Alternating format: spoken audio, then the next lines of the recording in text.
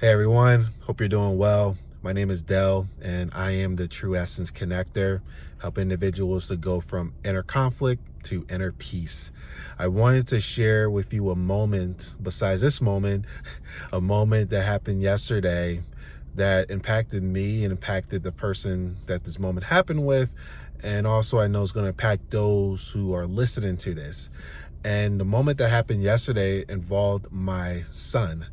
So, my son has a best friend who he plays with next to my mom's house, and they play all the time when I'm over here with him. But my son had an intention of spending the night with his friend again, because they spent the night with each other before. That was my son's very first sleepover he got to have. He was very excited, and he was looking forward to having it again. So he asked his friend yesterday if he could spend the night with him, and his friend told him no.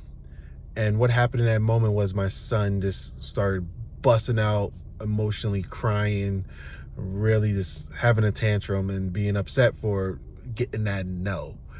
And his friend said, this week doesn't work for me because I have some stuff I gotta do with my family, but maybe next week we can spend a night together. And he wasn't trying to hear it. He was having a fit saying no, no, no, no, no, no, no, no, no. And I got to hear a little bit of conversation, but I didn't hear the full thing. I was able to walk over when it was time for him to come home, come back to my mom's house to like see him crying and really observing what's happening of him crying. And then my friend is saying, or not my friend, well, it is my friend too, but his friend saying how sorry he was for this and things like that. And my son was crying hysterically. So what I did was, all right, let's go. Brought him back to my mom's house. And then I did something different. I didn't want to tell him like, oh, that's not the wrong thing to do. It's not the right thing to do. I was trying to understand where he was coming from. So I held space for him. And come to find out, what he said, what he was really upset about is not the fact of his friend telling him no at that moment, which it helped to spark some emotion that was going on with him, but the deeper aspect of it was the fact of him not liking to be told no. And that was very powerful. I was like, whoa, great insight about that, of not being able to hold the fact that somebody may tell you no. And for me, it brought up something in me for that rejection of being told no and things not going your way and being very emotional about it. And I can distinct right now off the top of my head of like when relationships got ended, when I got broken up with, and I was like, no, you can't break up. Why are you breaking up with me? No. And I will have this same thing that like my son was having, this upsetness of what just happened, of somebody just letting you know that now is not the right time for us.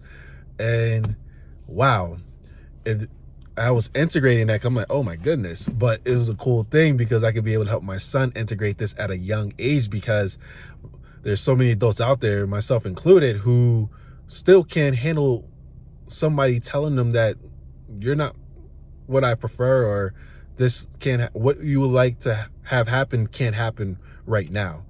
And a lot of us go in these things, the fear of that rejection or whatever it could be, but just that powerful of somebody saying no for the moment for what you really want.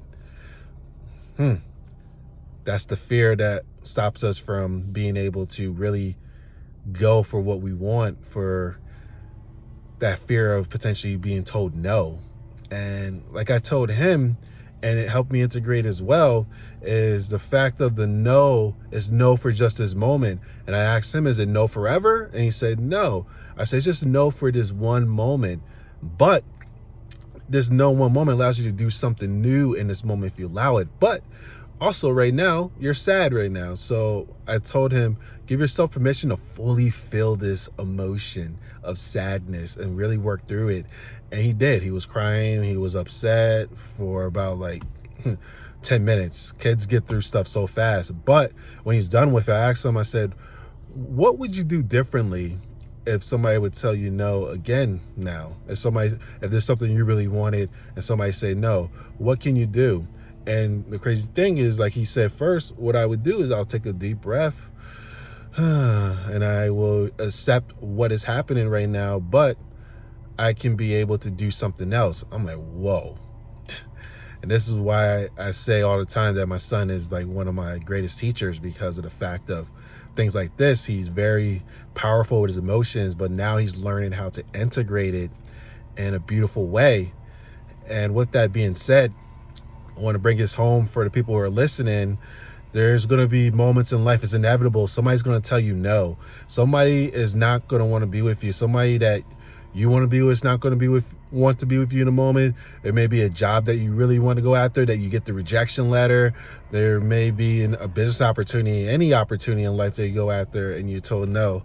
And with that being said, that no allows opportunity to, one, feel the emotions of what is, and also allow you opportunity to be able to experience something new and do something new and be something new. So for those of you who just got rejected or told a no, what can you do differently? Have a good day. Stay connected.